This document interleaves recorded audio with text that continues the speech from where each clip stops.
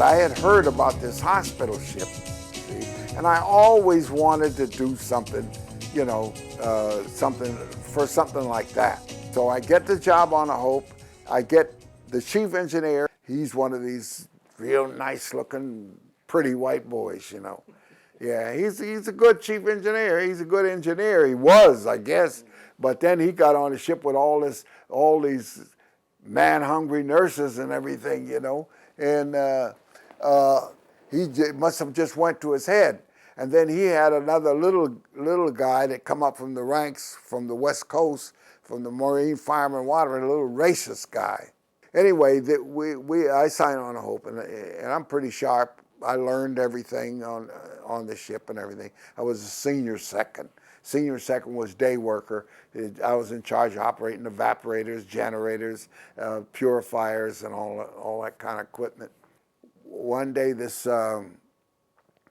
reefer engineer in charge of air conditioning, something had happened that night during the operation of the air conditioning, broke down, and these doctors had a room up on the sun deck, and it was so hot and miserable, and they were all 10 or 12 of them in one room in bunk beds and everything.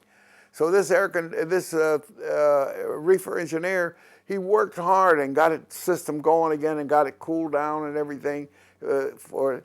So he's been up there checking, and he's coming down, and the next day he's coming down, and one of the doctors is coming up, and the chief engineer is standing there, and the doctor thanked him for putting that air conditioner, told him how great it was, because he said we probably would have had to sleep on the floor or something, you know. And the chief engineer turned around, I told you not to put that on. Ooh, man, that doctor turned right around and went down to the administrator, the boss of the medics, and told him what this guy said. Shoot, that medic come right around up there and told, Chief, pack your fucking bags. Fired him right off like that. Yeah. Now this first engineer, when we were down in Columbia, he didn't like any black gang in here. He couldn't mess with me because I was an officer. But the black crewman, he gave him a hard time. So he must have did something to this guy, this junior engineer, this black junior engineer, and this black junior threw down his wrench and boy charged at him with his hammer, and he's down on the crawl.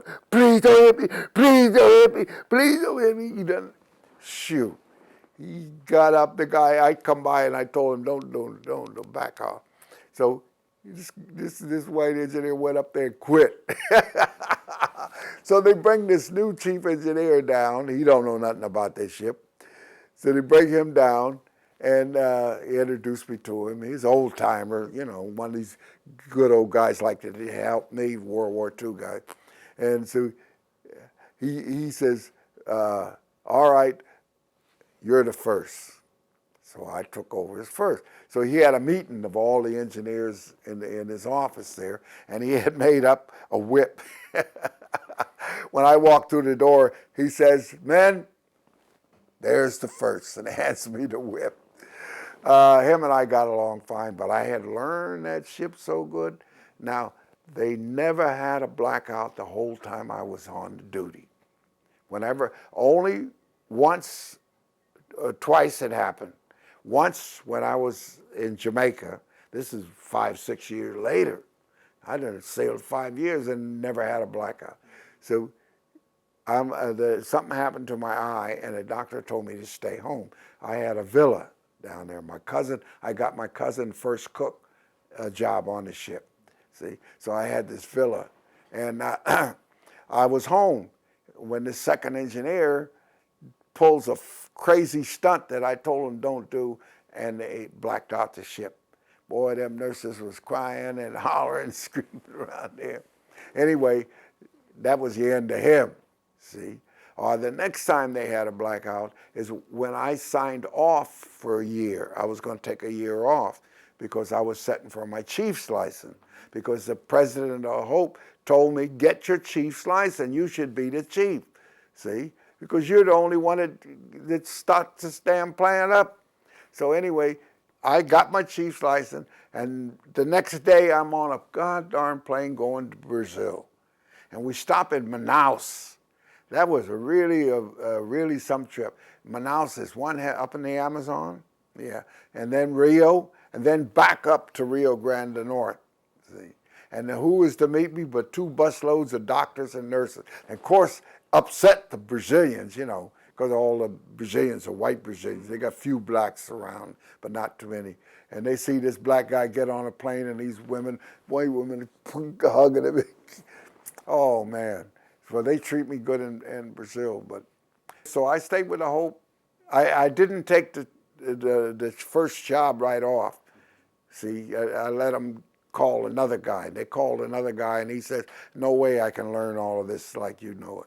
So finally, they come to beg me to take it over. And then after that trip, they said, you're chief.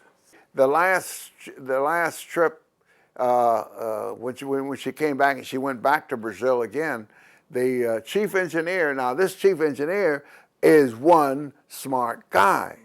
He had a nuclear degree, and he served on the Savannah, that nuclear ship. And he was a teacher at that school for about 5 years.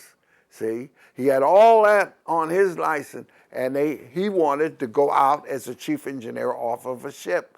So I talked him into taking the chief engineer's job on the Hope. So he takes the chief engineer's job, but I spend 4 weeks every day at 5 o'clock when I get out of school and have dinner and everything, go down on the ship with him and walk him through the ship so he could learn it.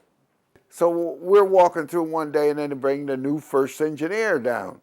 So I tells the first engineer, you want to follow me around? I'll show you how the ship operates, you know. So, I've been on these before. I know all about them, you know. So he takes off, you know. So I'm still showing the chief around. So when the Hope people wanted to steam the ship, start steaming, the chief asked me to come down and go through it with him when I lit it off. So, boy, we lit this thing off, boy. My crew's there, they followed me like that. Oh, they were so great, you know. We brought that plant up so easy and got it on the line and everything. That first engineer didn't know what he was doing, you know. And so after the next day they sail. See, they got the chief, and boy, that chief said he went through hell for the next 10 days because the ship was going stop here and break down. 3 times it broke down. So he's the one that got on there and called him, told him, you better send that Jackson back. Yeah, so that was my experience on a Hope, boy.